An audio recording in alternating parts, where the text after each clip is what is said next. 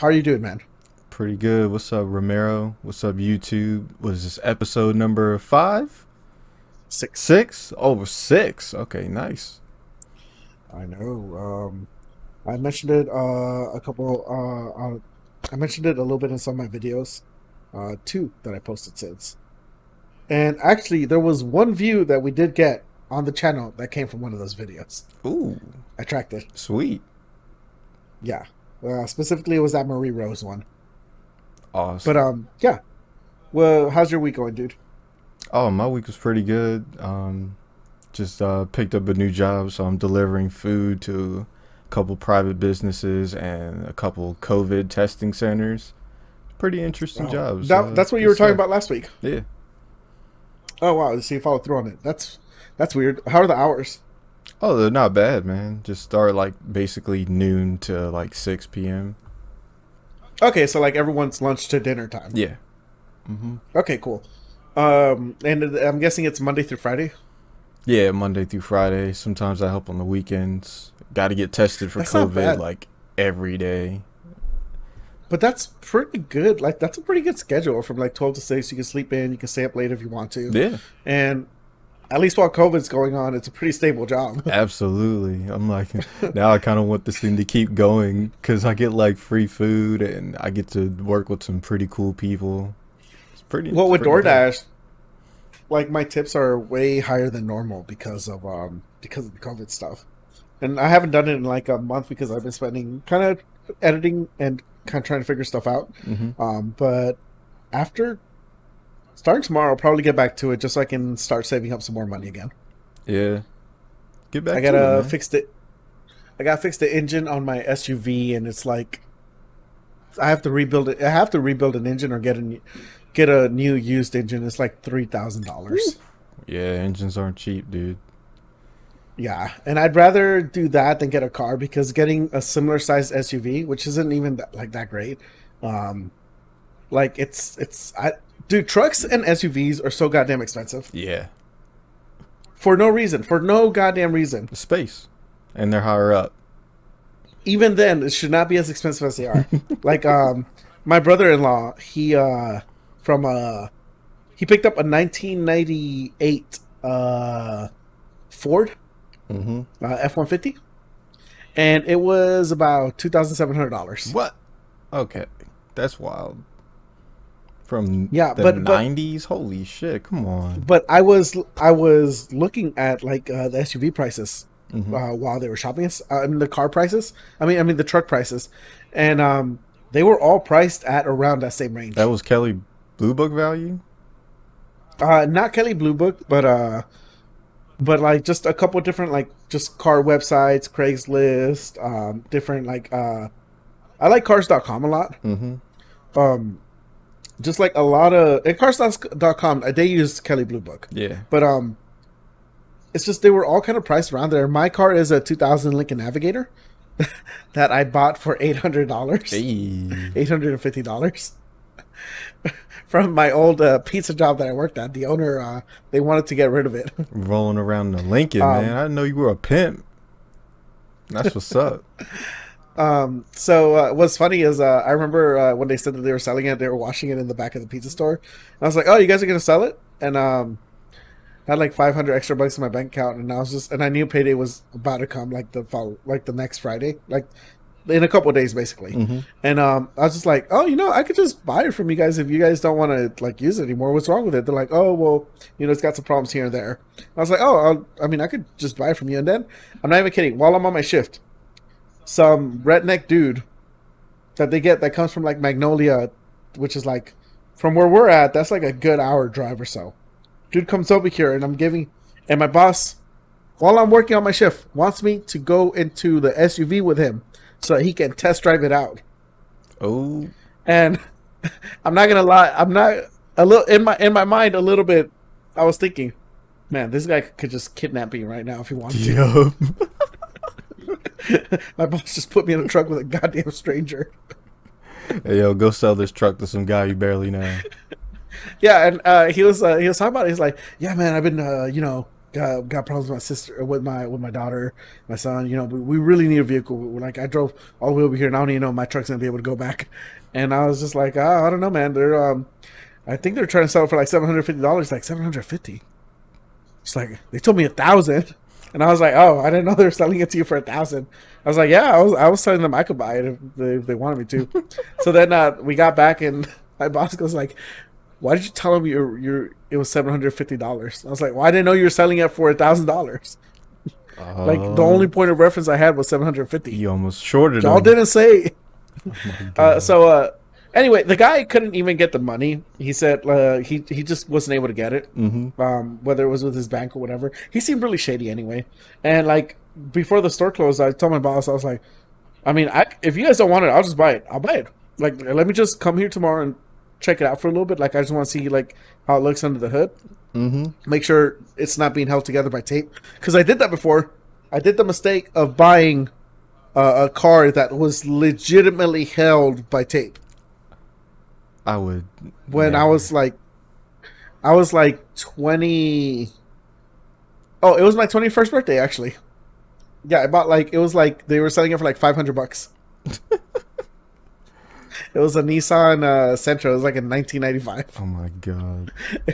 It was white, but it was also spray painted white because you could see like blotches of like the white spray. You bought a beater ass car. Oh, dude, I sometimes I'm cheap, sometimes I'm real fucking cheap. So I got this SUV, got it for $800, and I've been putting a lot of money into it, like a lot of different parts. At this point, I think I put over $2,500 in it.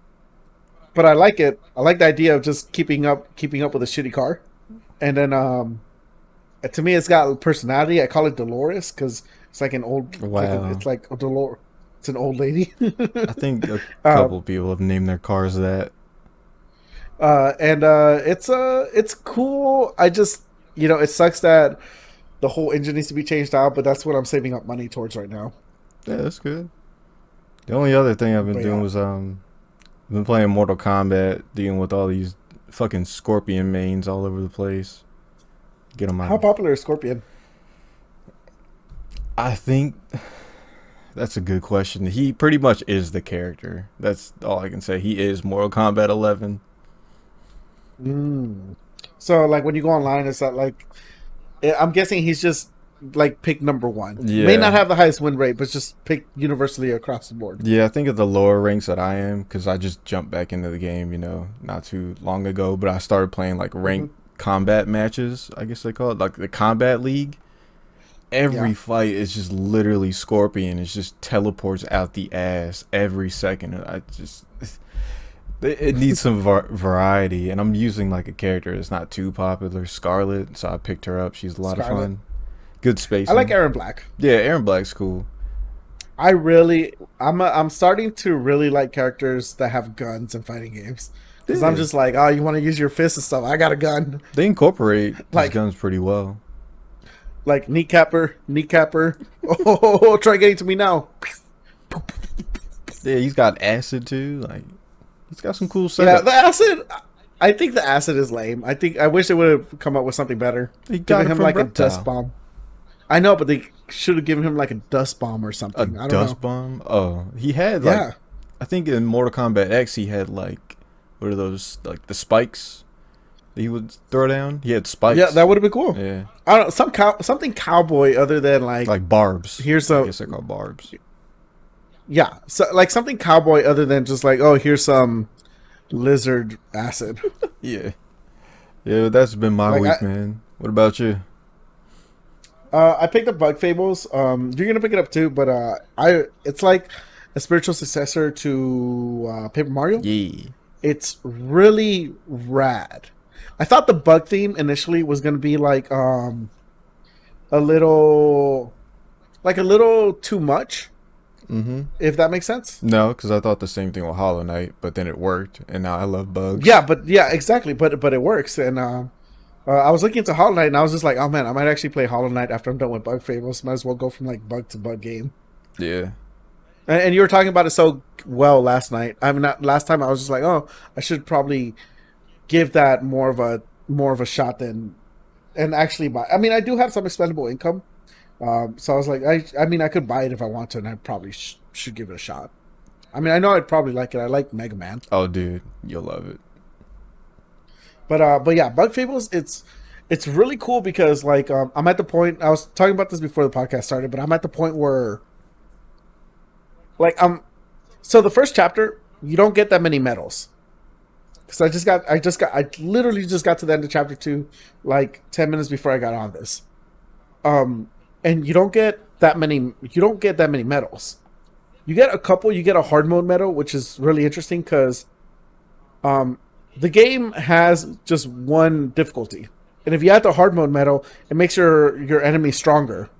And when you do that, you just get more experience points.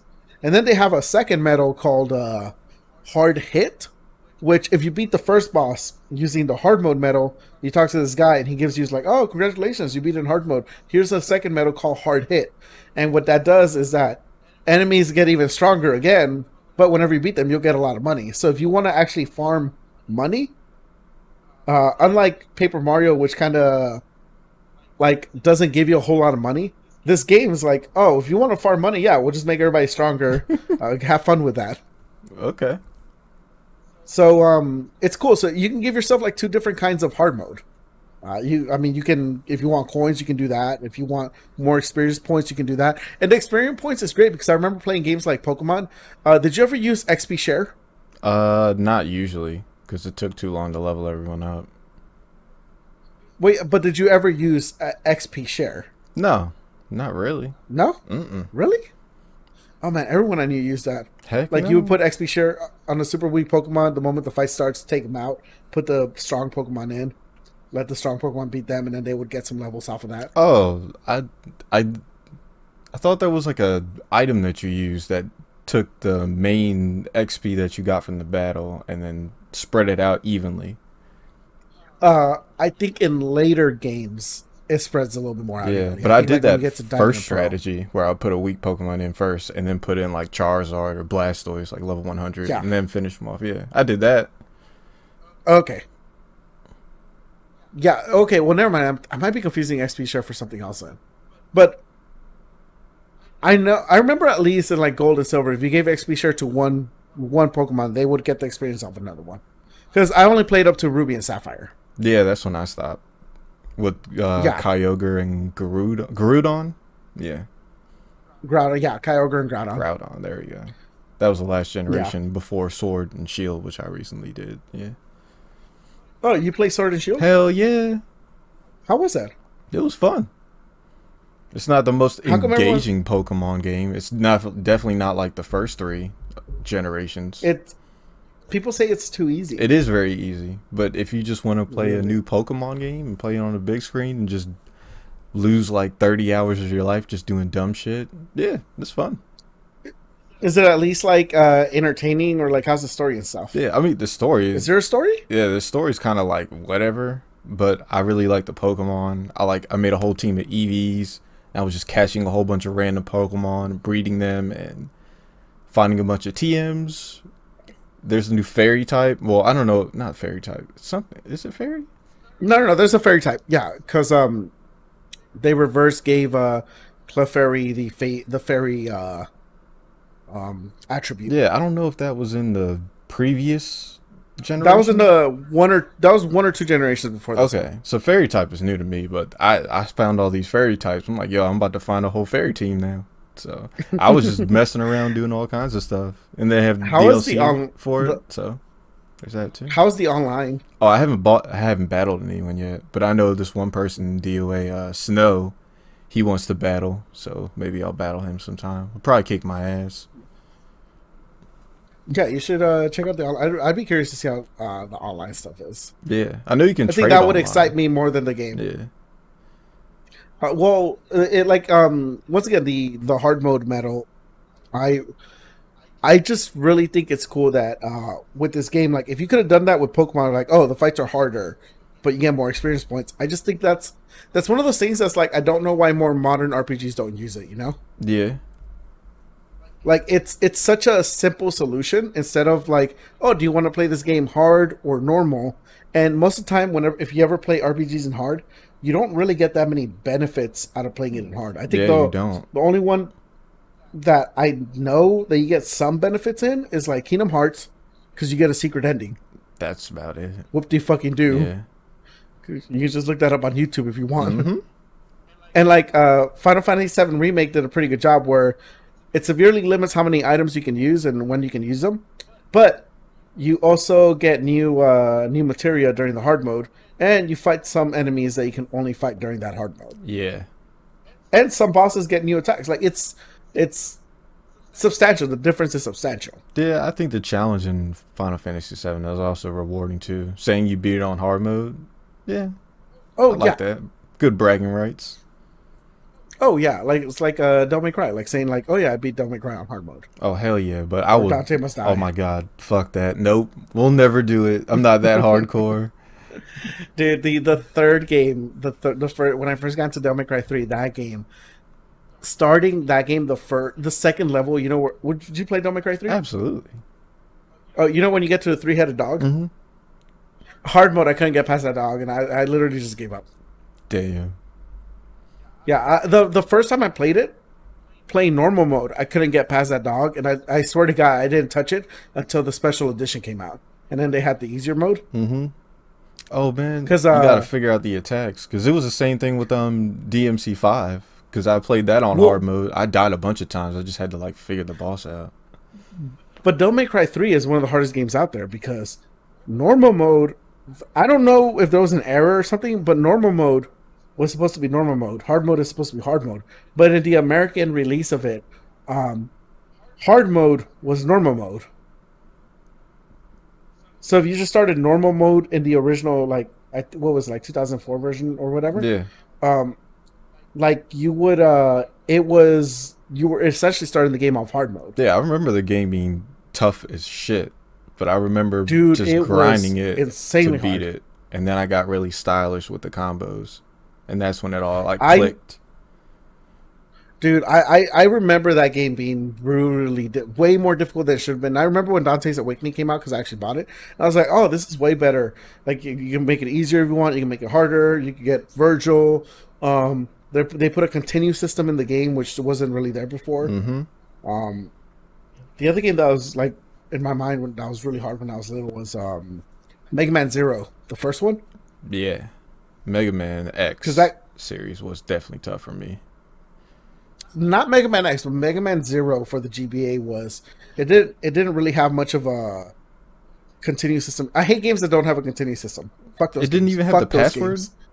system. No, it had the password. No, it didn't have the password. It had when you started the game, you had 3 lives. Yeah. And by playing through the levels, you would get more lives. But once your lives run out, your lives run out. Oh. Like you don't get any more lives until you either find more throughout the game as you play, or you eventually maybe you get all the lives, or you're not good enough to find the lives. Eventually, you're gonna have to get to the point where you're good enough where you can come get through levels without ever dying. Shit.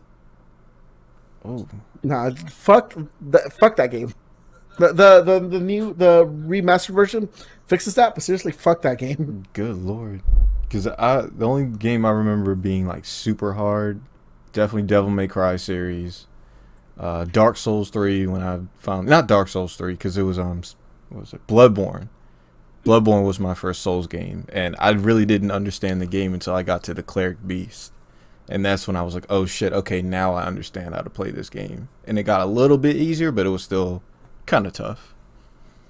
Yeah, Bloodborne is probably one of those games that I'm gonna get in before I touch anything else in the Soul series. I mean, in the Soul series. Yeah. That or the remaster that Blue Point is doing for Demon Souls. Demon Souls, I can't wait. I'm like, hell Dude, yeah. you know, Blue Point, they're the same company that did the remaster for Shadow of the Colossus. Yep. Which I have. Yes. They did a great job. Yeah, which if you play it now, dude, that game feels like an indie game. Yeah, it kind of felt like an indie game on PlayStation 2. I don't remember it feeling like that. You know, fun fact about Shadow of the Colossus. Did you ever see the movie Reign Over Me? No, I don't think so. It was with Adam Sandler. He plays a guy that got depression because of 9/11 attacks. No, definitely haven't then. Dude, there is. I'm not even kidding. You guys can go back and watch the clips on YouTube. There's a montage of Adam Sandler and Don Cheadle or Chowdle, Cheeto? the guy that played War Machine, Cheeto, and both of them are playing Shadow of the Colossus on the PS2. And they're just shouting Colossus, and then the theme is playing, and then there's like a little montage of them trying to kill him. It's a real clip from the movie. I have to see this. Yeah, you can watch it right now while I'm talking. It's really funny. It's Adam Sandler. Just look up Adam Sandler, Don Cheadle play Shadow of the Colossus. Yeah, I'll check that Yeah, out. and apparently Adam Sandler actually really liked the game because throughout shooting he actually got pretty good at it. Yeah, Because they were it was a great game. yeah, but it's really good. But yeah. But back to what I was saying about Bug Fables. It's cool that you can choose your own hard mode. What's really I'm getting to the point where I can do other badge combinations. Like there's a badge that allows you to or metal. There's a metal that allows you to basically get poisoned whenever you use a healing item. Then you can combine it with a secondary metal where if you get poisoned, your defense goes up. And yeah, so every turn you'll take a hit of damage, but your defense goes up by like 2, which means that if your enemies attack you, they do way less damage. Because in this game, if your attack goes up by 1 or 2, that's such a huge momentum shifter. Yeah, It's really, really cool. mm-hmm. Anyway, we'll talk about it more whenever you play it. But I'm at the end of chapter 2. I think there's like 8 chapters. Each chapter is like about 2 to 4 hours long, depending on how fast or slow you are. Cool. And it's pretty funny. I like it, dude. There's a reference to Yu-Gi-Oh in the game. Oh, Yeah, there's these 2 ants and they're holding cards. And I was like, oh, are they playing Pokemon or what's going on? And they're like, oh, and one of them is literally talking about dueling. And I was like, oh, that's cool. There's also a reference to Power Rangers. cool. Early on in the game, you can talk to this dude in like a theater, like an actual play theater, Mm-hmm. and he's selling these like Sentai dolls. And he's like, "Oh yeah, you can buy one," and it's cool, so cool because you talk to him, and one of your characters freaking out, going like, "Oh my gosh, I want to buy this, but it's like 130 coins." He's like, and then like one of the other characters talking to him was like, "Hey, that's our money, don't waste it." Yeah, that kind of reminds me of Paper Mario. Because didn't they have a Ninja Turtles reference in like the first one? Was the like the Koopa Troop? Because they all had the bandanas and shit. Yeah, they had the bandanas. Yeah, I remember. I love that. that. I remember. Yeah, you're 100% right. But once again, highly recommended. It's just, dude, it's so like endearing. I don't know what else I can say about this game. If people haven't checked it out, go check it out. Like the writing is just so like, I don't know, like whimsically PG fun. Like the jokes are meant to be dumb, but in a funny way, and the themes are pretty adult, and there's a lot of lore and world building, and it's really fucking rad to see that. Yeah, you've definitely sold me on it. But yeah, so that's pretty much my week, has just been doing that. Oh, I also put out a video on Marie Rose on my YouTube channel. Oh yeah, great video for you DOA guys. Yeah, go check that out. It's good stuff. Yeah, that's a cool style of video, right? Yeah. Yeah, see, so I'm probably gonna do one on Lei Fang next, but that's I was telling you in the DMs that is the kind of video that I think if the community started off with those kind of videos a little bit like when the game launched, it would have been a better experience for everyone. But we are where we at now. I got a video coming out soon, so we'll see. It's nothing serious like that, nothing super creative, but hopefully it helps out. Is it one of your sets? No. Are you going up against freaking what's his name, Master? No. Maybe one day. I can't, dude. I've seen him play the game a couple times on like other streams, and I was like, this guy seems to know everything about everything in this game. Yeah, he works for the company, man. It's a beast. Yeah, I was just like I was watching him do like some holds and throws, and I was like, oh, he knows way more than I think anyone else that plays this game. Oh yeah, he was teaching like he basically takes people to school on Hayabusa. It's nuts. Yeah. He'd be like, yeah, you can only do ceiling combos 2 times in one combo. I'm like, okay, I didn't know that. I wasn't playing around with the ceiling. Why were you playing around with the ceiling for 2 hours? What's wrong with you? And then you'll see him do like a 70% combo. You're like, oh, that's why. Okay. The way he plays reminds me a lot of. So there's this Apex content creator. His name is Back Off My Janks. One time, someone tweeted him a clip of like they were kind of like it was an enemy team and they were kind of spying on him. And he recorded what he was doing. He tweeted it out to Janks, and the tweet was like, "Hey man, why were you jumping on this wall for like 5 minutes?" And it's just like it's him, like it's this character just jumping on the wall back and forth, like in different positions stuff. And Janks responded with, "Oh, I was trying to get my wall movement down," and I was just like, "Why would you?" Like everybody was like, everyone else is trying to get better at this game. This man, I have to get my wall movement down, even though the wall plays no real like importance in a firefight unless you're in like close quarters. And even then, it's not. It's like such a big brain play, you know. Yeah, until he actually pulls it off, and then you guys are like, "What the fuck?" Yeah, well, people did pull it off, and now everyone's like, "Oh, we gotta do these walls." See, Whatever. that's how it starts. That's how it starts. It's like I would like to be that guy to go to a tournament and do the dumbest tech ever at a tournament, and everyone's like, "Whoa!" I would love to do that shit. Like Marie Rose has this taunt where like she kind of squats down, and then if you press the taunt and I guess the number one diagonally down back, she rolls backwards, and it ducks high attacks. I've been originally for that Marie Rose video, I was trying to get footage of me ducking a high attack and then rolling backwards out of it. Oh, Excalibur used what is it, Honika's taunt, the one that actually doesn't attack. I think she throws it like rock paper scissors. Oh yeah, he actually used that and got an attack off. Oh, that's funny. That's hilarious. See that kind of shit. I live for that kind of shit. I'll send you the clip later. It was wild. Yeah, yeah, that's cool. But yeah, that's pretty much my week, man. It's been slow. I'm happy with the video. I was really happy with that video, man. I'm really proud of it. Yeah, you did a good job.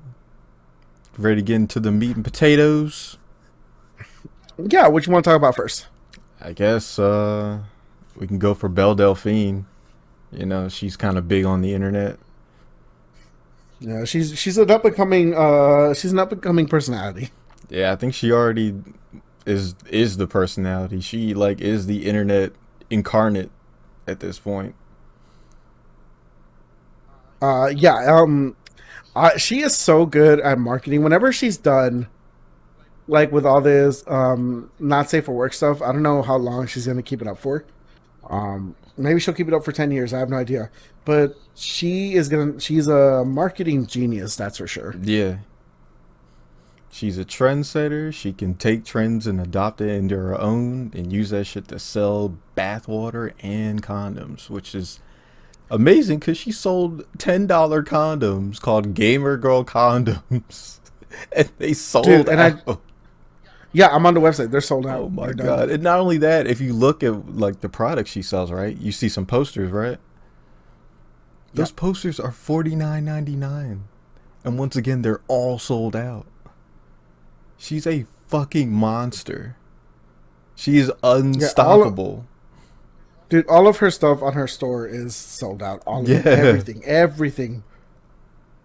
Like you can't pay for that kind of success, man. No, I mean she's people make fun of her, but and like people laugh it up, but like she is. I can guarantee you that every well, not every female, but every person that does like adult content is probably looking at her, going like, "I need to know how to be more like her." Oh yeah, absolutely. I think the next girl who came up, I think her name was like Neko Lol or something. The OK Boomer girl. She definitely reminds me a lot of Belle Delphine, especially with her like TikToks. Yeah, it definitely seems very Belle Delphine like. Yeah, that oh Jesus Christ, I can't even go on her. I just tried going to her Twitter and like I clicked on like one of her pictures and the first comment was like someone's vagina, because Twitter does not censor shit. I try to block like lewd content on Twitter just in case I pull it up. How do you do that? I think it's in like settings. Something like that. You gotta, because sometimes I want to, because sometimes for my streams, like we'll go on Reddits, like if I'm we'll go on some subreddits and stuff, and I was like, okay, I'm gonna need to see what's going on here. And I'll usually stay away from like not safe for work Reddits, but I never go on Twitter because like I legit don't know where, like, like who is, because it's not like you're just posting stuff. Sometimes one of your friends will just retweet out hentai for some goddamn reason. Yeah, because there's a lot of big titty and naked characters I get on mine, especially being a DOA player. Oh my god, I get a lot of it. Yeah, it's like let me what check the shit, man. Because I followed that guy Hoodless. Let me see if I don't even know if I follow him anymore.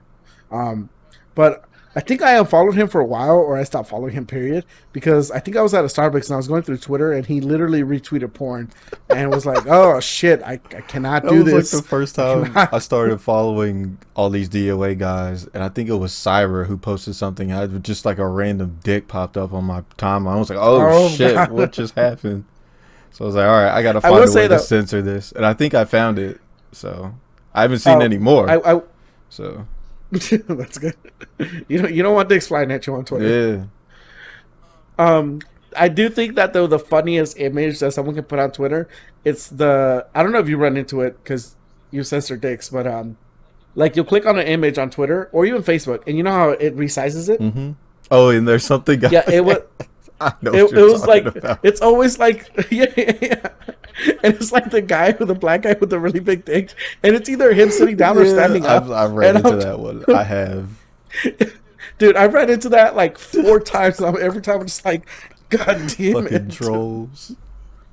Yeah, dude, it's that's hilarious. That's definitely my favorite troll I've ever seen though. Like, if someone ever gets me like really mad on the internet, I want to respond with one of those. Mm-hmm. That's basically what Belle Delphine is. She's part-time troll. She sells the lewds as well. Genius, man. Yeah, what's funny is that if you looked at her before she got into this not safe for work stuff, I'm just adult stuff. I should stop saying not safe for work. Adult stuff. She looked pretty much like a dork. Yeah, she looks like a standard, semi-pretty, dorky girl. It literally just goes to show you that having more confidence in you it really glows you up. And exploit nerds using anime and anime-esque things. But the positive takeaway is that you should have more confidence in you. Oh yeah, that's the positive part. You can also, and once you get all the confidence ever, then you can start exploiting the nerds. Yeah, I hope one day that she does like an interview about all of this and just gives us like her mindset of what she was doing when she just took all these trends and like took them to the next level and just adopted the whole anime like aesthetic. Well, I could tell you, it's like she probably sold some lewd photos on, I don't know what she was using, whether it was OnlyFans or Patreon or whatever, and she probably went into the direction of what works and what was making her money, and then she was probably looking at her other like cosplayer like competition, and she was probably like, what can I do from them that's a little bit different, and then she just pivoted hard in that direction. Yeah, but she definitely did. But she never talks. Like, she's very elusive. Yeah, but I mean, I think that's part of like it's part of I think that's just part of her persona, where like you give them a little bit but not enough so that people want more. Yeah, I could see the mystique working like that. Yeah, because like whenever I make videos, not to bring this back to me, but whenever I make videos, literally before every single video I make, I'll go on YouTube for like maybe like 5 hours, and I'll look up videos for fighting games of everyone, Mortal Kombat, Blaze Blue, the new one Arxis released that has those 3 guys doing that thing. Oh yeah, which is Grand really Blue. Cool. Yeah, Grand Blue, dude, that's the best winning post ever. Those 3 guys just go like that. I love it. It's so good. Yeah, but I'll look at videos of like what's funny or what people like, and I'll try and see if it's something that I can do or something that I'm comfortable with doing. And if I can, how can I get this formula and like turn it on its head, or how can I make this even better than what it is? And it's I'm definitely slow at it, but Belle Delphine, she knows how to do it. She's really good at doing it. Yeah, there's no denying it. Yeah, you can't deny her success. I still can't believe those gamer girl condoms are sold out. Yeah, I'm sad I didn't get any, man. Darn. Yeah, if I ever, this is what I'll do: is if I ever get really famous, I'll make a cask of my penis and sell gamer guy dildos. Hell yeah, let's do that, man. We could sell them in a And then pack I'll of put two. pack of two. Yeah, one brown, one black. Should be lit. It could be, you know what that reminds me of? This is an old meme from I think like 2010, but it was a picture of like a polar bear and a brown bear, and they were doing the fusion dance from Dragon Ball Z. Mm-hmm. And it was, so you know the thing, and then they get closer, and then they do that thing. Yeah. And then what ended up being was like, ended up being a panda bear because it's black and white. That's so stupid. And then I think the meme was like, don't be like a jerk, be like the panda. The panda destroys racism, or something like that. Yeah, I can't wait for women to line up at the sex store waiting for Gamer Boy dildos. Yeah. We'll sell them with extra USB cables because people really want that extra USB Hell cable. yeah! And then you can also play Pokemon on it while you're using it. You know what I'm saying? Put some emulators, some ROMs on it. Yeah, that would be really cool. Put an emulator on it. Hell yeah! Wi-Fi, all that shit. Dude, I legit have been wanting to put an emulator on my PC because, okay, so you know how Apex Legends is that running that game on a PC takes a lot of resources. Yeah, it's a big game. Mm-hmm. My laptop can run it, no problem. It's really cool that I can actually play Apex Legends on my laptop if I wanted to, but I need to know how to get an emulator on here because I've been wanting to play some of those old games that we were talking about at the last podcast when we were talking about the Nintendo 64 stuff. Yeah. And then I saw a trailer of like The Legend of Zelda: A Missing Link or something like that, and it was like someone modded N64 and Majora's Mask Legend of Zelda. Yeah. And it looked really cool, and I was just like, oh man, I would like to actually... I'm not into these kind of like custom mods. These are kind of games, they're unique that people make with their own free time, but I really wanted to play this. Yeah, some fan games, like they're games that are wholly recreated. Yeah, fan they're games. Really good. Like there's I played a couple of them. Sonic Mega Mix, Sonic and Silver. I played a bunch of Sonic like fan games. They were Sonic pretty and good. Silver.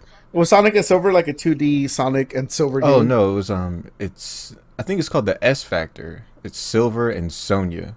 Silver the Hedgehog, and then Sonya, Sonic's fake sister from like I think Sonic Underground. Dude, you know what's weird about Sonic? So I commented this on Twitter. You know what's really weird? What? None of the male characters were clothes, but all the female characters were clothes. That's kind of true. Yeah. No, look at all the male characters are wearing like a shoes, maybe a necklace, maybe some gloves, maybe a hat. Yeah. And Sonic Boom, Knuckles has like that scarf or a bandana or something like that. Mm-hmm. But all the female characters wearing dresses, pants, yeah. Cream, something like it. It was weird. I just noticed that today. But you're right. I mean, you are right.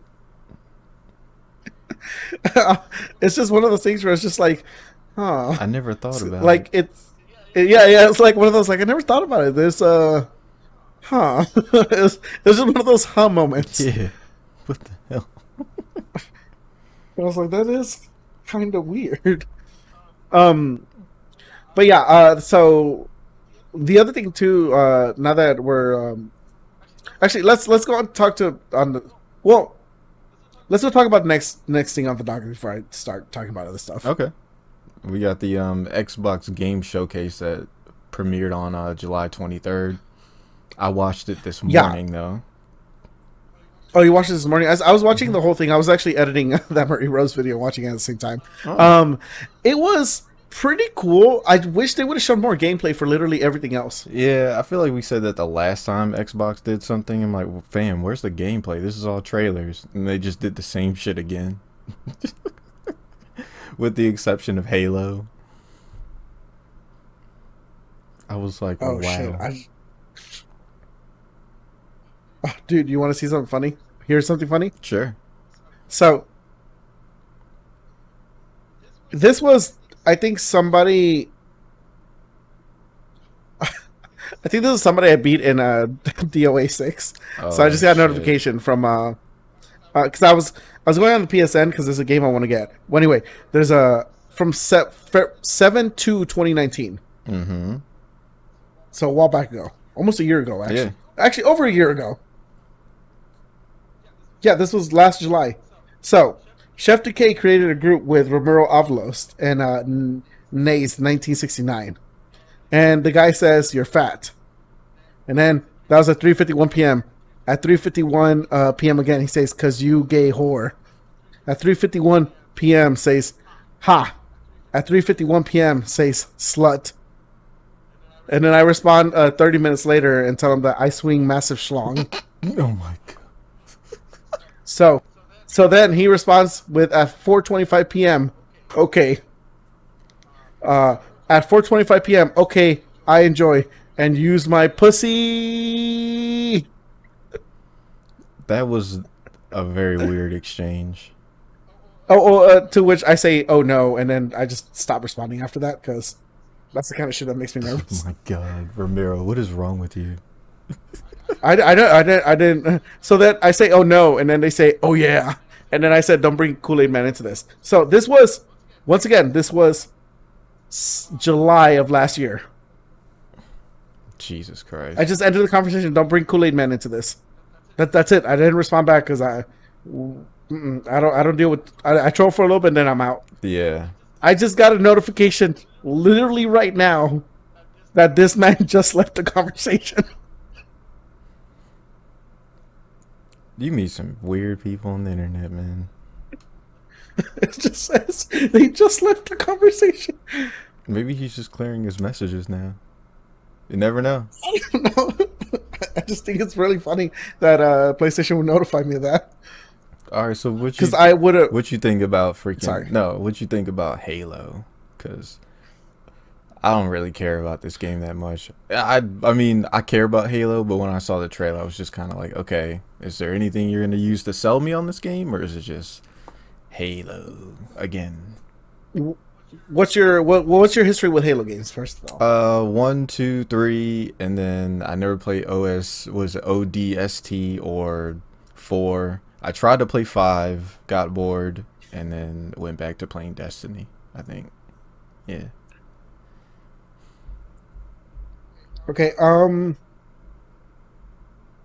okay. Okay. So, what did you like about the Halo games before you dipped out of them, and why did you dip out of them? What can I say? Halo 1 was just a lot of fun. The music was cool. I liked the battle rifle. The maps were cool. I like when you play multiplayer with friends. Halo 2 took it to the next level. I say dual wielding like the Needlers was sick. The maps got even better. It was more frantic. The co-op on like single player was fucking sick on Halo 2, if I remember that correctly. Yep. Okay. 3, Because I'm watching. 3 I kind of I'm watching Willy Versus right now, and they're playing through Halo, and they really like. I can tell you, like watching a Let's Play of the first Halo and then the second one back to back. Yeah, the co-op and the second Halo blows the it first was one nuts. out. I remember that. There's just so much cool shit you're doing. Yeah. Driving cars, driving tanks, going through tunnels. Yeah, and it ended on a really cool note too. And the scale is much bigger. Yeah. I haven't gotten to the ending yet, but the scale is much bigger. Mm-hmm. And then 3, it kind of like started taking it downhill. It was kind of like anticlimactic for me. I think I was working at GameStop at the time, but Oh, I know you worked at GameStop. yeah, Holy shit. I worked there for a little bit, and I should have gotten a game discount 10 years ago. You didn't even tell me. mm-hmm. I had some fun with the game, but I don't remember it being as explosive as like 2 was. But it was a solid game from what I remember. Yeah. And then what about Halo 4? Because Halo 4 was what, like 5 years after Halo 3? Never touched it. Never touched it? Mm-hmm. And then there was the other one. Was it Halo? Halo 5. Yeah. That's the one people did not like the story, but people said its multiplayer was the best Halo multiplayer. No, there's. But I know. I think there's one we're missing, isn't there? There's one. There's Halo 1, 2, 3, 4, ODST, and then there's Halo's Wars 1 and 2. No, wasn't there one with their? It was like a bunch of Spartans before they saved Chi. Halo Reach. Yeah, Halo Reach, because people really like Halo Reach from what I remember, but I never played that one either. Halo Reach was the last game Bungie made, and they went really deep into the customization thing. A lot of stuff, and granted I haven't played Halo, but a lot of the customization stuff that was in Halo Reach, you can see a direct line from that to Destiny. Okay, yeah. Okay, so I haven't played the Halo games. I've just been watching Let's Plays of it. I did play some multiplayer of Halo 2. Very, very, very little, like maybe less than 2 hours of Halo 3. Mm-hmm. And then I know when it got to Halo 4 and 5, I know the biggest complaint was that people said that it was trying to take a little bit too much from Call of Duty and applying it to the Halo formula. Which I honestly, as I've gotten older, I honestly don't mind that as much when games borrow off each other, as long as they're borrowing the good shit and not the bad shit. Mm-hmm. Like, you know, in fighting games, it'd be really cool if other games would borrow the netcode of Mortal Kombat and put it into their games. Yeah.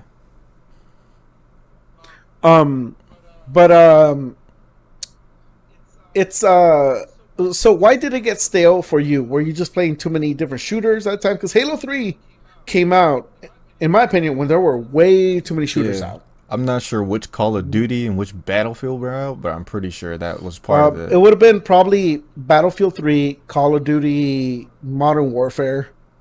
And then on top of that, there were a couple other smaller shooters that were trying to like push through that. Yeah, and Gears of War was pretty hot at the time too. Yeah, Gears of War. Yeah.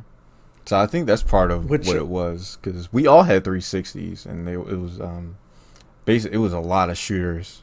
And we played shooters like day and night on that system. Because I remember around that time I came to California for like a vacation, and that's all everybody was playing. It was either Halo or like Call of Duty. And I remember going like, I don't play any of these games. Like, I really enjoyed Metal Gear. I like Devil May Cry 4. And that was kind of like it as to what I was playing. And oh yeah, I was trying to... Yeah, that was kind of it, honestly. Yeah, like I really don't remember. Oh, the only shooter I played was Resistance Fall of Man. Because it was so story focused, I really enjoyed it. Yeah, I have all those. Those are really good. Yeah, I do. And one thing I liked about Resistance 2 at the time, which I didn't know Halo did this. Halo had like really Halo 2. Like looking at Halo 2, their enemy AI, like the way they move, is really cool. Mm-hmm. And Resistance had some of that like movement in their AI where they would take cover, they would duck, and do all this cool stuff. That sometimes I know that Call of Duty would definitely do, but it just didn't look as good. Yeah. Because the one I remember doing it the best was like Fear and Fear 2. Their AI was just like the best from what I can remember. Yeah, it's I think with Halo 3 there's just way too many shooters out, and people, whatever shooter people gravitated towards, that was kind of their, once again in my opinion, kind of their ideal shooter.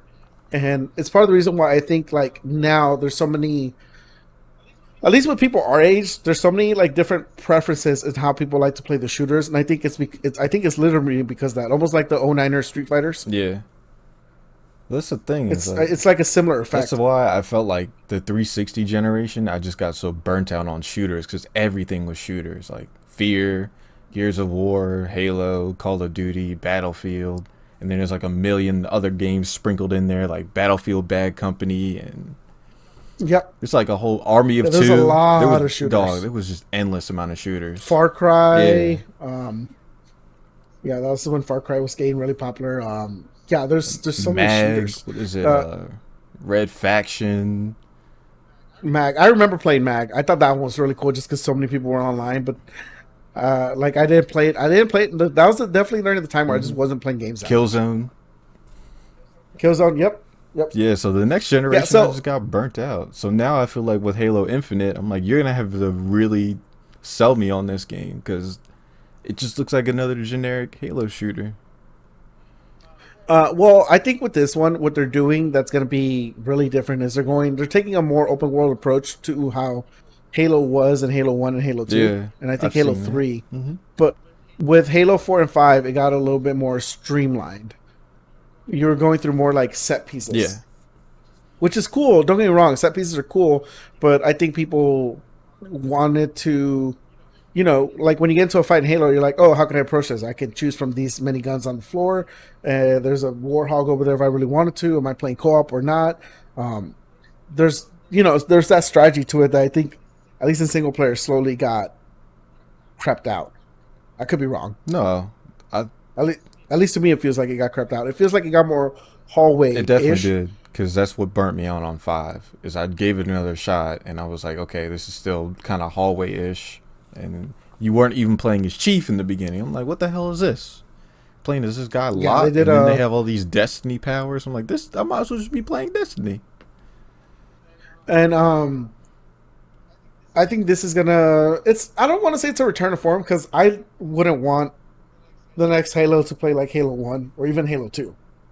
I think we have made plenty of investments in mechanics where you don't want to play shooters like how you used to play shooters. Yeah, Um, I think this is going to be more of a open-ish semi-world kind of like experience Destiny. where a little bit, but in the Halo universe, you're going to have some upgrades and power-ups that I think to your Warhog, to your guns, maybe you might have to build up a resistance. Like, I don't know. Like, to me, it feels like you're going to have to build up some kind of resistance. Okay. Um, the guy that's with you, apparently he's going to be there with you for the majority of the game. So, to me, it's just going to feel like a little bit more like an open world Halo, which I would rather prefer that than a hallway Halo. Yeah, well, I hope the story's good, because they haven't really sold me on the graphics of the gameplay particularly, but hey. I think the graphics are going to be just better by the time it comes out. I mean, there's so much polish and stuff. There's a good chance it's probably also going to get delayed because of COVID. Wouldn't be surprised. I mean, there's a good chance the consoles are going to get delayed because of COVID. Yeah. So how'd you feel? Was Like, there anything else in the game showcase that you actually liked? I really like that Halo trailer. I thought it was really cool. Like, I would like a slower paced shooter. Like, I don't like how fast Call of Duty is. Mm-hmm. I really don't like how fast Call of Duty. I think it moves way too fucking fast. Like, you don't have. That's part of the reason why I like Apex is because you can either be fast or you can be slow. You can be slow and kind of take your time, loot whatever you want, engage here, engage there, or you can jump into a hot zone and just make it a twitch shooter if you really want it to be. Might be a little bit slower in the middle because you won't find as many enemies because everyone died at the beginning. But like, I like that about Apex Legends. I really like that. It's like, I like that a little bit in Overwatch too. It doesn't feel like it's moving boom, boom, boom, boom, boom. Like, yeah, things get stressful. It gets a little bit intense, Yeah. but it's not a barrage of like you die and then immediately within 5 seconds later you're respawned, and then you can also be spawn camped if someone just happens to be around you. That's true. Like, and that's one thing I like about this new Halo is that it seems a little bit more slower paced, and the multiplayer is probably going to be much faster paced. Yeah. But that's one thing I don't like from, like, I don't know what you call those Call of Duty games, Twitch shooters. Yeah, Twitch shooters. There's not really a whole bunch of them as much as anymore. Yeah. And I know from Halo, going from Halo 3, 4, and 5, I know it started turning that way, and I like that. At least in the single player, it might not be like that. And I like that. I would like a slower paced Halo that lets you decide on how you want to handle things versus just shoot all the time, even though that is what you're doing. No, that's a good point, because I'm very offish on it, so I'm glad that you actually like it. You have that point of view. Oh, no, yeah. I would get an Xbox just to check it out because I am very curious. And I think, it's cool to have, if they do a battle royale with all that stuff, that'd be so cool because then they could do the Warhog, they have the Banshee, they have the little ATV, they have some flying vehicles. Like, I would love to see a battle royale Halo I game. wouldn't be surprised if they did that later. But That would be fucking cool. that Halo game is not selling me on the Xbox right now. No, I want to get it just because I'm curious. Because, hey, okay, you know what? Xbox is gonna be. I think it's probably gonna be better than PlayStation just because I think Xbox just has the edge on tech. What's crazy about DOA? I was looking up today. Do you know that on Xbox One X, DOA 6 runs at HDR, and it also runs at actual native 4K? No. Yeah. The PS4 version, even though I record in 4K, it's upscale 1080p. Okay. That's it. The Xbox One can actually run it at 4K. Granted, if you do that, it's gonna slow down the frame rate. Mm-hmm. But even if you don't do that, let's say you want to run it at 1080p or some in between resolution, if the Xbox lets you, it still runs it at HDR, which is insane. Yeah, that's pretty good. Once again, I think the Xbox technically is gonna be better if you play third parties. Xbox exclusive, sure, Sony, whatever. But I don't really play exclusives that much. I think next generation I might legit go Xbox. And this Halo game right now, I like the way it's looking. Yeah, yeah. I also read something that they said all the games for Xbox Series X for the first year are gonna be made with Xbox One in mind. So they're gonna come out for that too. So they're not gonna be the big just you can only play this on Xbox Series X. Does that affect your opinion at all? It does. Yeah, because what that means is that you have to build for the lowest common denominator, which is going to be OG Xbox or Xbox One S or Xbox One X. At this point, they're going to have to build for OG Xbox. What that means is that even though they're building games for a system that was made in 2020, they have to program those games so that they're also compatible with the system that was made in 2013. Yeah. Which means that they might look prettier, but in terms of like stuff that's like super crazy, immersive, whatever, that might not come out for another year or two. Yeah, and that kind of blows me because like when I think about PS5 and I even look at just like say Ratchet and Clank. Ratchet and Clank looks sick. Like that game looks nuts. That doesn't look like something you could just play on PlayStation 4 or Xbox One X, whatever it's called. Because you're just zooming in and out of worlds and the graphics look ridiculously good. It's like Halo Infinite doesn't look anywhere as close in the ballpark to me as like that game. See, like you say that, but like if you look at when they were going up the elevator, like there is so much stuff being rendered. Like there is not a you can look into the mountains, like there's not a it doesn't scale the distance, which is really cool. I think that's really impressive. That's good, but I want to focus on like what's in front of me. I want to see colors, I want to see details, like vividness. Well, that's the thing is that so I was watching the Halo 2 gameplay, and one thing I didn't realize, and they was probably changed because of the Halo 2 was remastered on the Xbox X, which looks good too. Dude, the particle effects and the laser effects of the guns and all the lighting and the sounds are really cool. And I kind of wish, like looking back at Halo 2, I was like, man, I wish actually like more shooters like Apex or Overwatch had more of this, where like your bullets were a little bit bigger but way more colorful. Because what ends up happening is that like when you're shooting somebody in a dark corner, it illuminates the room. Yeah, or like the Needler when did. you're yeah, and that's such a cool effect, especially if you're going after HDR or even just resolution, because like it, to me, that really pops out. Whether you're just firing a submachine gun, which is different from a heavy artillery gun, but the only difference is the rate of fire, but it illuminates the room in the exact same manner. Like the Needler was purple, the charge pistol was green, they had a plasma rifle that I think shoots red or something. Like it's really rad the way you got all those colors working in there, and I wish more FPS games would do that. Yeah, I mean, maybe Halo's the only one you're gonna go for that, so that could be a good selling point on it. I might, dude. I haven't played Halo in like 13 years. Like this, it's hitting a lot of my like sweet spots right now. Well, if there was one thing that might actually sell me on Xbox One, it's definitely Psychonauts 2. Really, I don't like that game. You didn't play Psychonauts 1? I played it a little bit, did not Dude, like it. I was like, oh, this is too much for me. I love that game. It was so much fun. And then now they have like Jack Black doing like psychedelic rock on the soundtrack. I was like, hell yeah. That's cool. Now that's cool. I thought the trailer was cool. What I just don't like about Psychonauts is I don't like platforming games. What? Yeah, I'm not the biggest fan of platforming. You know one platforming game I would like to play? What was it? Super Mario Maker. I love the idea of people just making their own levels and just screwing you over with their insanely hard levels. I have that game. It's good. But what about Ori and Will of the Wisp? That's like one of the best platformers. That's probably why some people bought Xbox. I haven't played it. And the game for Xbox Series X is 120 frames per second, and it's in 4K. That's cool. Now that is going to be rad because once again, my capture card, which have right here. I don't know if you can actually see it because I feel like I'm gonna break it. Yeah, I see it.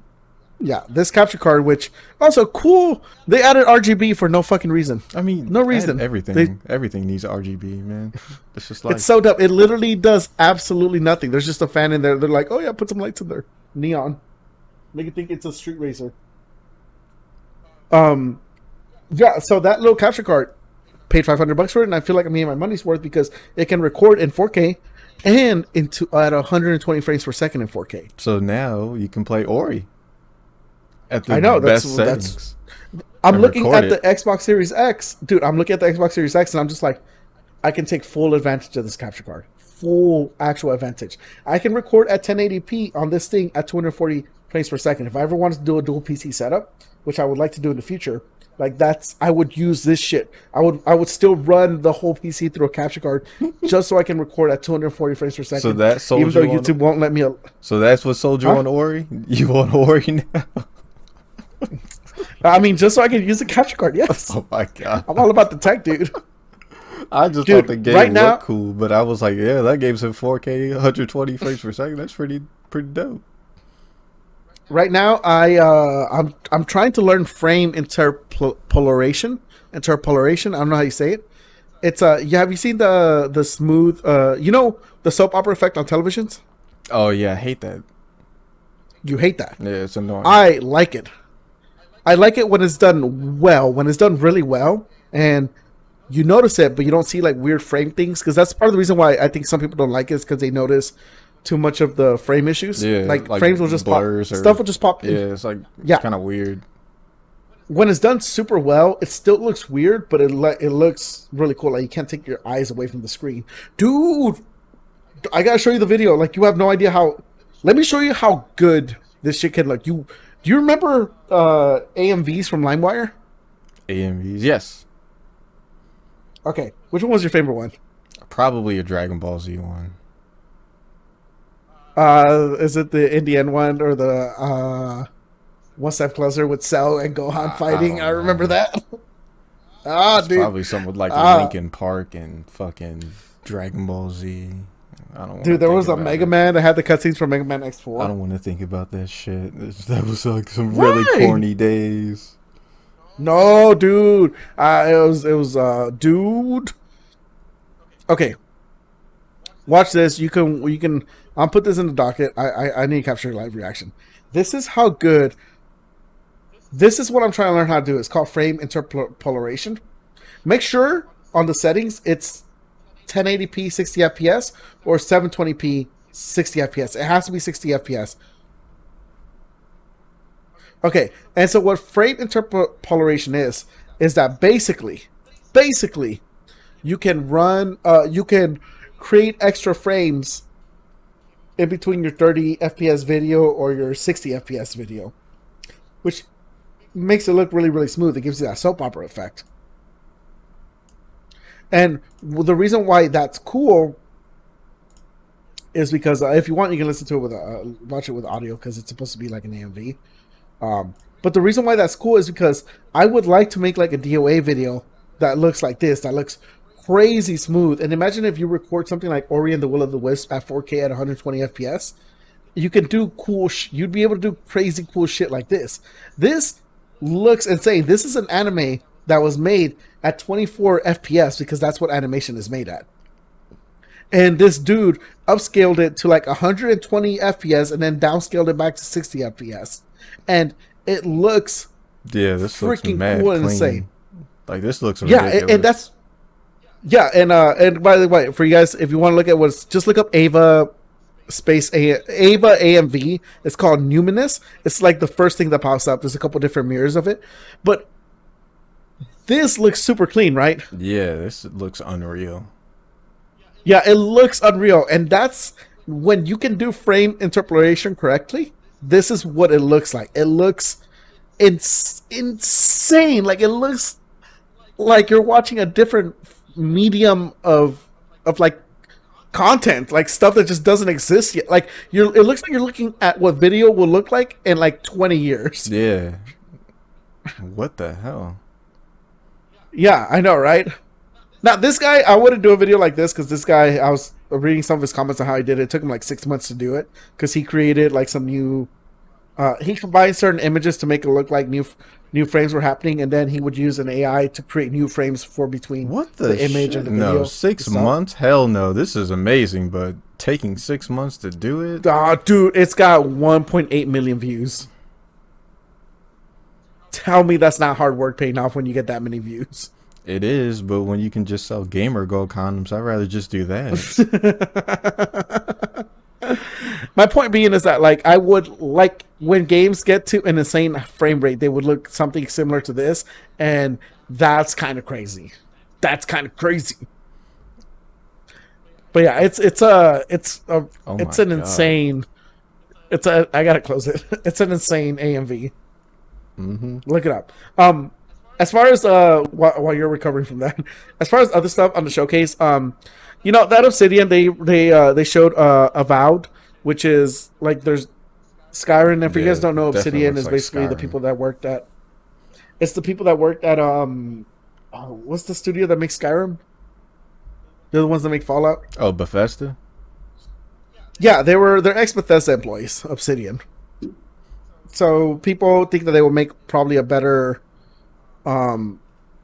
Skyrim or Elder Scrolls than Bethesda. That being said, though, it looks a little janky, that game, from what they showed, from what looked like gameplay, and I expect a lot of bugs when that game comes out. Oh my god, Bethesda and Obsidian. Oh man, bugs.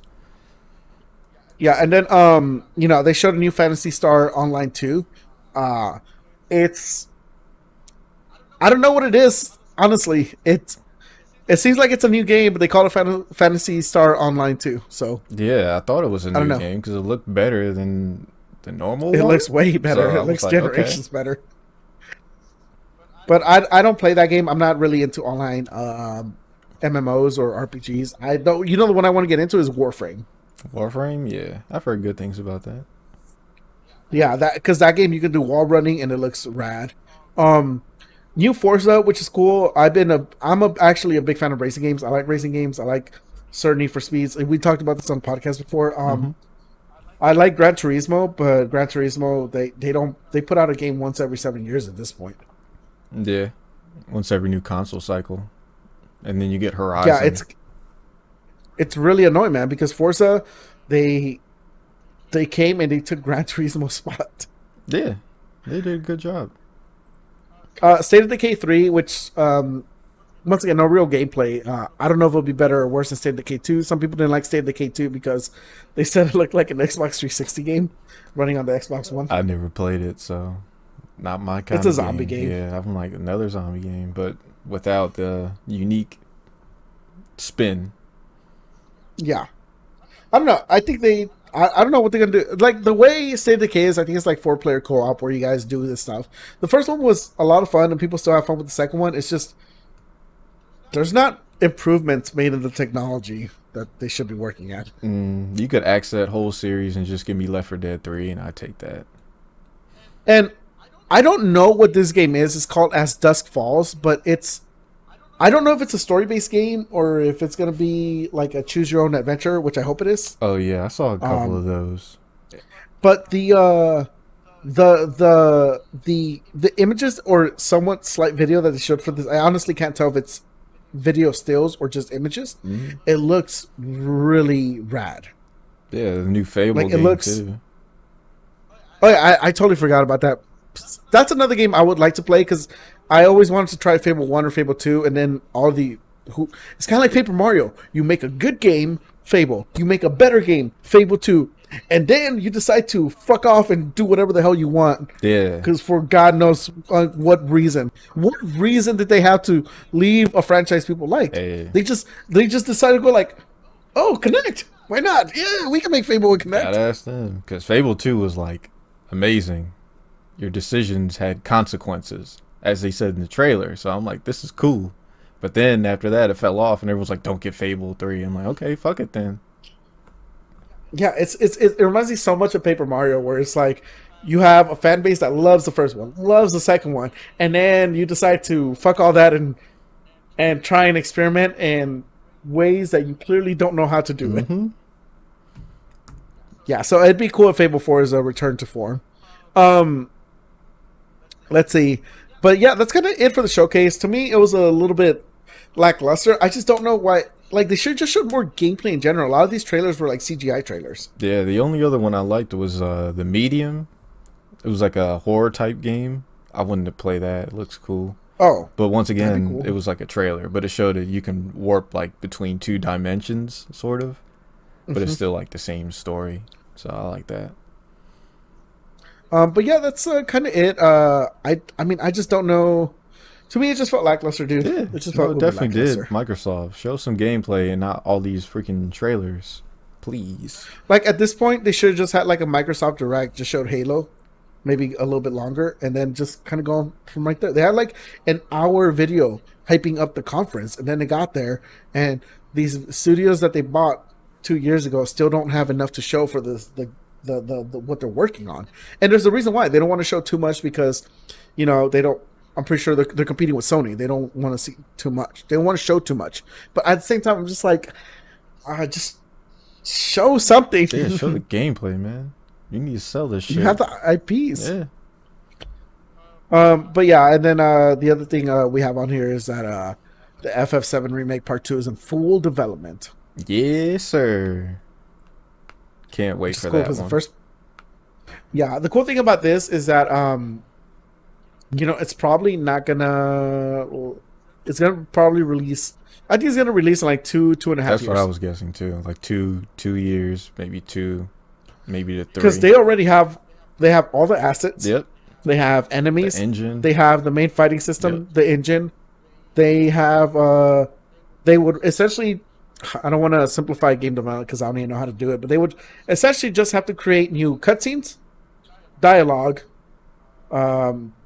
interactables, and level design for the most part, which is a lot, but you're not building an engine anymore. Yeah. And you already have all your character models, Mm-hmm. and they're probably not really going to be changing clothes all that often. I just don't know how they're going to do it. I don't know if they're going to go. I would say the game's going to come out in 4 years if they decide to do full open world. Man, I don't think it's gonna be full open world.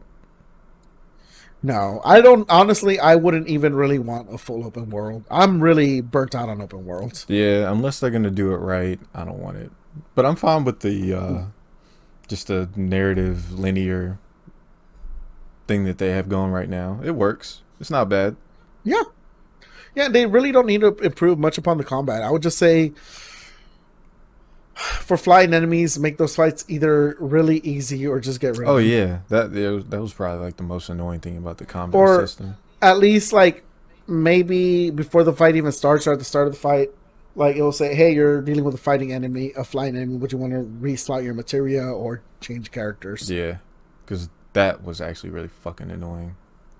Yeah, but I mean, it's cool though. It'd be cool that so in this game, you could tell Vincent and Yuffie are going to be fully implemented to story. Probably, I would assume so.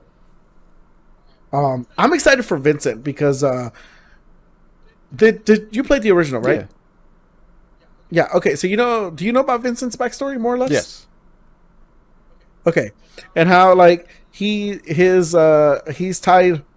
Him and the people around him are somewhat tangentially tied to the Turks, more or less the birth of Sephiroth. Oh yeah, that too. Yeah, I don't want to say too much, but his stuff is really cool. He's a Turk, and it'll be cool to see how he looks. Yeah, and he used to be. And it'll be cool if we get flashbacks. It'll be cool if Sang goes like, "Oh yeah, I heard about you," or just cool interactions you wouldn't have thought of. Yeah, I'd like to see how they implement his limit break when he turns into one of the monsters. Yeah, now we're cooking. That would be sick. I want to see that. And we can play as Red 8 now. Oh yeah, that'd be really cool. Because he already had a moveset in the game, you just weren't allowed to use it. Mm-hmm. It just was an incomplete moveset. Yeah. Well, what do you think? Because I never got your thoughts on the game. Clearly, it was a big deal to a lot of people that the game took a big departure from the story and implemented some things that people weren't a fan of. Some people were. Me myself, I thought it was kind of cool because I've already played the original game. I remember it. So it was nice to have some new Hmm. stuff in there. Yeah. So how'd you feel about that? Um, I thought it was cool. So heads up, small FF7 spoiler cast. Um, it was cool. I liked it a lot. If what they're doing has to tie together with like stuff from Crisis Core and Advent Children, Mm-hmm. um, which is fine. I like those things for what they are. What they would need to do is they would need to bring back the chick that was a Turk in Crisis Core. If she comes back, if she's a new character in this follow up game, Mm-hmm. um, it is gonna be that to me is confirmation that they're putting all this post FF7 shit in the game. I would love that. Because Crisis Core it never got re released because uh, Genesis was based on Gak's Yep. likeness. So they just couldn't get the rights to his likeness They should redesign. to re-release Yeah, it. just redesign Genesis then. Who cares? Yeah. So I really like the way Genesis like is. He talks so much in poems and stuff, and I like kind of what he kind of stands for. I wish his character was done a little bit better. I also really like Ngio. Mm-hmm. For you guys that don't know, Ngio was originally the original character design for Cloud. That's how Cloud was originally supposed to look. So it's cool that they brought that original character design somehow back into the story. And that's how Zack Um, got the Buster Sword. yep. And I mean, they made allusions to it in the game. Like when you were spying on the board meeting, they said G and S soldiers, and Geo and Genesis were G soldiers, and Sephiroth was the S soldier. Mm-hmm. So they made references to it. You know, I, I'm really interested to see how much of this stuff they keep in because, once again, back to expanded FF7 stuff. At the end of Crisis Core, like the secret ending is that Deep Ground finds Genesis' body and they take him. And did you play the Vincent Yeah, game? Dirge of Service. Yeah, that game was Yeah. So in ass. that game, you fight. Yeah, and I liked it when it was cool, and then I go back to it. I was watching Max play, and I was just like, "Oh man, they just put a whole bunch of Kingdom Hearts shit in this game." Yeah. Like everyone's talking like it's Kingdom Hearts. And I was like, God damn it. At least in Advent Children, you can say people talk. At least specifically, Cloud is like, oh, you can say make the argument that Cloud is depressed, Mm-hmm. because he is for 99% of that movie. But in Dirge Servers, it was just like, oh god, they're just talking like it's Kingdom Hearts. Yeah, and that's when like Genesis swoops down at the end of the secret ending. Yeah, so he get and the interesting thing is that he says brother when he picks up Vice, which makes me think that the black dude in Dirge Cerberus is Nero. I don't know if he somehow is controlling Genesis' body. That might be a little bit too much. I don't even think they're gonna go that far in. But Mm-hmm. I thought Vice, his design was pretty fucking cool. Yeah, didn't like Hojo possess him and shit? Yeah, Yeah, and he was that like shit a was, really buff Sephiroth like, with like actual nuts. cool hair. Yeah. His hair reminded me a lot of like Super Saiyan 4 Goku's hair. Yeah, but I would love it if like Kadaj's gang showed up towards the end or Yeah. something. I would love that. It seemed like there'd be a See, fun fight. and what would be really cool is if they did remake some of the classic FF7 stuff, maybe do stuff out of order. It'd be cool, honestly, if like in the beginning of FF7 Part 2, you play as Zack, maybe do some of the stuff in Crisis Core, and then lead into the main game, or maybe in the main game when Cloud has his mental thing going on, that you go back and you replay the game as Zack. That would be Dog. really, really That would rad. make people flip their shit. Like the Yeah, theory and then you crafting show, would be nuts. and that way you show some of the stuff that you want to keep from Crisis Core and some of the stuff you want to leave out. Yeah, that'd be smart. And then, and it would also be really cool if after you beat Sephiroth, because in the OG FF7, OG FF7 didn't really have much of an ending.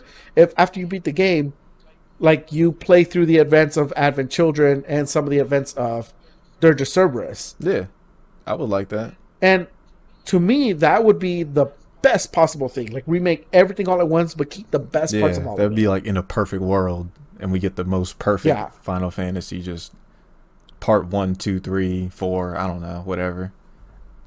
Yeah, but I legit don't know what's gonna happen, and they were so closed on what was going on, and with the game, like no real leaks came out when the game was being made. Mm-hmm. It's like Square Enix's tightest game ever. So I legit don't know what's gonna Yeah, happen. but I remember getting to the end of part 1.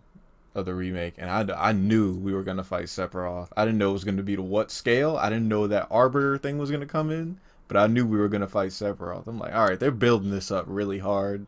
They're not just gonna end it on like cliffhanger where we just get to the edge of Midgar and then we're good. I knew they weren't. I didn't think you would fight. I didn't think you would fight Sephiroth. I thought that you would you'd fight the Arbiter, because I was just like, oh man, this is like Final Fantasy VII, always some big monster. I thought you were gonna fight something else, like a smaller version of the Arbiter of Fate, and then that was gonna be it. I didn't think you would actually fight Sephiroth. I thought he would appear in like a cutscene and be like, oh, my plan is going according to plan. Once I saw those Advent Children cutscenes, I was like, okay, maybe it's some time travel shit. Yeah.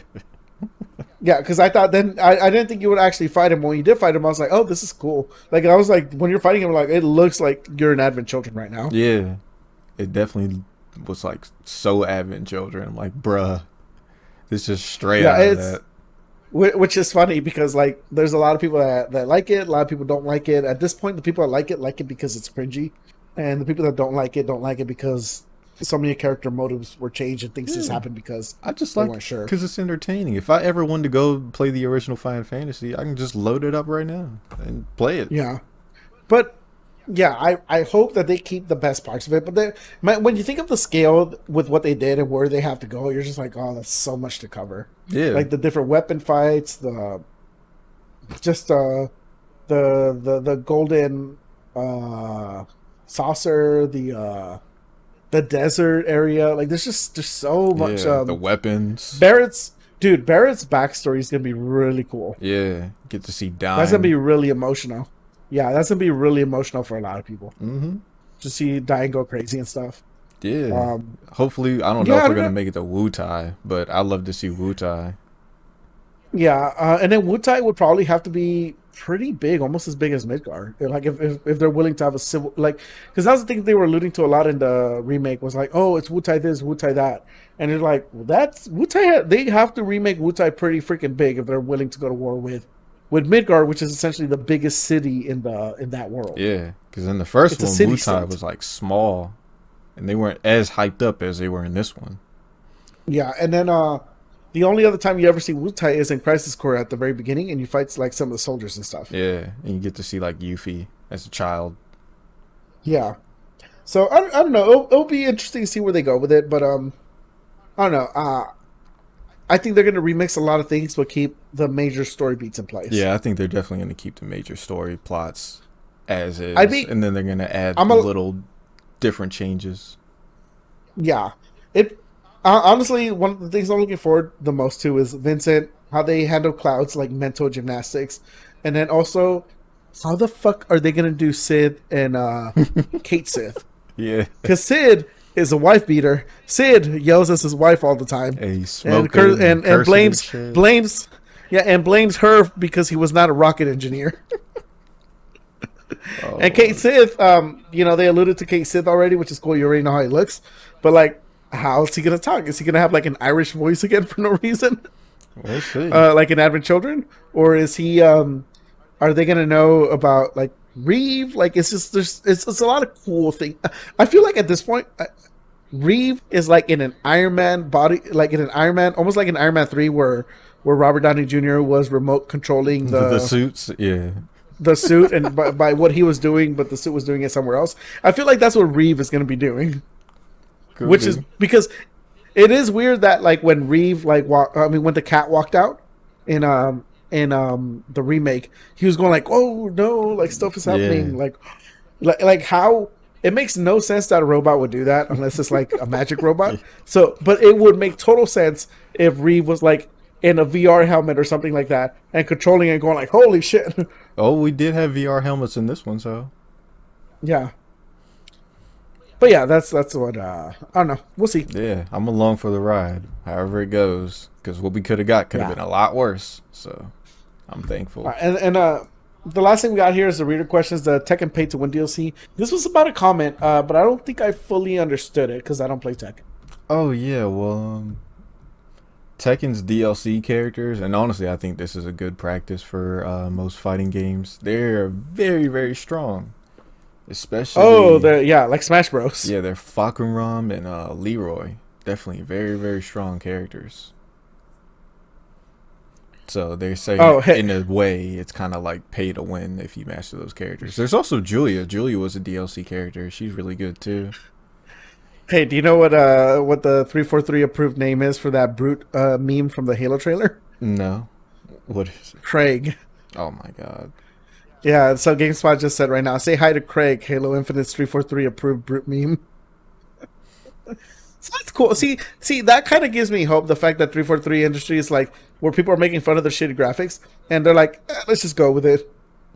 Hmm. But I'm sorry. So, what were you saying? That the characters are overpowered, which reminds me a lot of Smash Bros. Yeah, but that's kind of how you sell characters. Because honestly, if I bought a DLC character and they were like weak as fuck, I'd be pretty pissed. Because I'm like, that's a waste of money. They're not even like Yeah, viable to play. you're right. I mean, it makes sense that they're overpowered. Like, yeah, if they're not viable, it's like Apex does this all the time where they release a character, and every single character they release was completely underpowered, and then people don't play them until like literally the next season when they finally update them. Yeah, because what are you gonna do? You're just gonna go back to your main. You're not gonna want to play them. So Yeah, and it's and now I'm worried that the next character that they're gonna release with Apex is gonna be too OP. that's possible.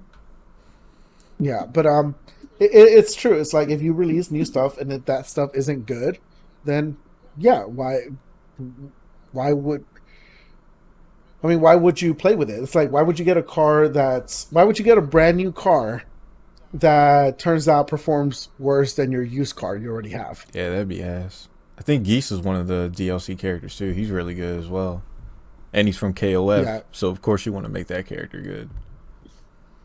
yeah. I mean, I don't know. I mean, I think it's. I agree with it. I don't disagree with that sentiment. But I think it's better that after that character gets released, during that same time when that character gets released, what they need to do is they need to buff everyone. Yeah, because Tekken definitely has some weak characters. That's the only way you can get around that problem. Is that if you release a new character, buff everyone. That way, the people that still have the old roster, they're like, oh, at least we got new stuff to play with. And then the new people, they're like, oh, we got a whole new character to play with. Yeah, but I think it's different with Tekken compared to like DOA, because DOA characters, if you're good enough, you can win with whatever character. Yeah, it's so fundamentals based. Yeah, with Tekken, I don't know. Some of those characters are just like Swiss Army knives that you just can't compete with because they have really good frames, really good movement, very good whiff punishment. And the character like I use, like Eliza, her frames aren't the best. And it would probably be really hard to win a tournament with her when you're going against Fakuram, who's like just nuts damage, great wall carry. Like, I don't see any flaws in this guy's game. Granted, I'm not a Tekken expert, but I'm like, this character is scary. Like, he's like Hayabusa on crack. Yeah, I mean, I don't know. Like, I always think, like, with characters, I think with fighting games, you always need a buff more than you need a nerf.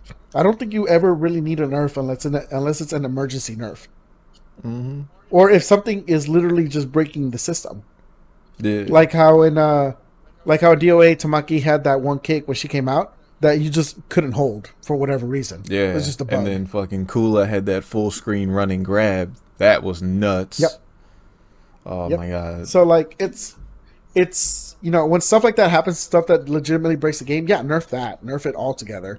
Especially when it's competing so heavily against the already, because every game is fundamental based. It's just how much every fighting game is so footsies and fundamentals based.